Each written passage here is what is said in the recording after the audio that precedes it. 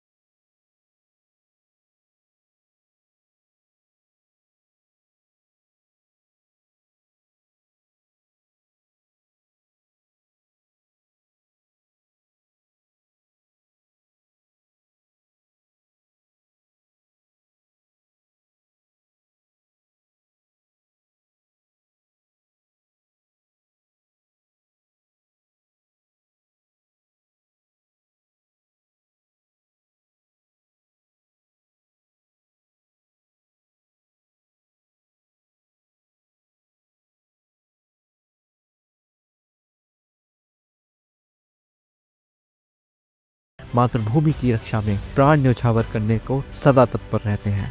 युद्ध नंबर 3, पानीपत का युद्ध। आर्थिक और राजनीतिक संकट के बीच पानीपत का मैदान में एक महासंग्राम हुआ।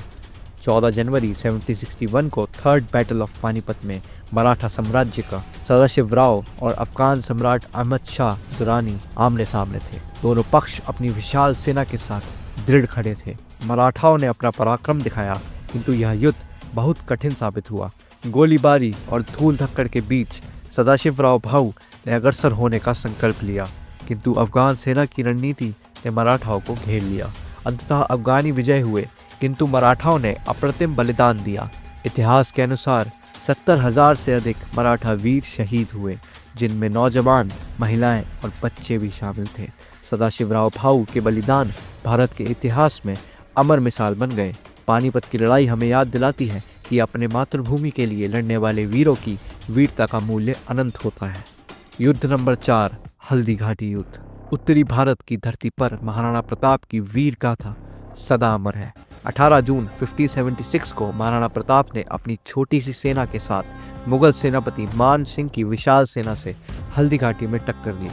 उनके 3000 घोड़सवार और 400 धनुर्धरों के सामने शत्रु संख्या में बहुत ही ज्यादा थे। फिर भी मेवाड़ के वीरों ने अपना अटल पराक्रम दिखाया। रणभूमि में तलवारें टकराईं, तीरों की बारिश हुई और वीरों ने हर मोर्चे पर साहस दिखाया। आखिर में राणा प्रताप एक गोली से घायल हुए, किंतु उनके वीर सैनिकों ने हिम्मत न हारने का नारा लगाया। बाद में उन्होंने गुरिल्ला वॉरफेयर अपनाया और मेवाड़ की रक्षा का संकल्प निभाया। हल्दी घाटी की कथा हमें सिखाती है कि स्वाभिमान और धर्म के लिए कभी पीछे नहीं हटना चाहिए। महाराणा प्रताप का त्याग यह सिद्ध करता है कि कुछ मूल्यों के लिए प्राण भी अर्पित किए जा सकते हैं। उनका बलिदान मेवाड़ की मिट्टी में एक अमर दीपक की तरह प्रज्वलित रहेगा। युद्ध नंबर 5 और अंतिम युद्ध, कुरुक्षेत्र महाभारत का युद्ध। कुरुक्षेत्र का मैदान, जिसे धर्म क्षेत्र कहा जाता है, महाभारत के महासंग्राम का स्थल था। यहाँ पांडव और कौरवों के बीच 18 दिन तक युद्ध चला। पांडव सेना के सारथी श्री कृष्ण अर्जुन के साथ अखंडित थे। जब अर्जुन अपने गुरु, पितामह और रिश्तेदारों के सामने युद्ध से घबरा गए तो श्री कृष्ण ने उन्हें गीता का ज्ञान दिया। उस दिव्य उपदेश को सुनकर अर्जुन को हिम्मत मिली और वह धर्म के पक्ष में रणभूमि में उतर पड़े। महाभारत के युद्ध ने हमें दिखाया कि जब सत्य और धर्म की रक्षा का प्रश्न हो तो वीर कभी पीछे नहीं हारते। यह 5 गौरवशाली युद्ध भारत की वीरता की अमर कथाएं हैं। हर युद्ध हमें सिखाता है कि स्वाभिमान के लिए लड़ना चाहिए और अपनी मातृभूमि की रक्षा करने के लिए कभी नहीं झुकना चाहिए। अगर आपको इन कहानियों का शौर्य और देशभक्ति का जज्बा पसंद आया तो लाइक और शेयर करें और चैनल को सब्सक्राइब करना ना भूलें, ताकि हम और भी वीर योद्धाओं की अमर गाथा आप तक ला सकें। जय महादेव।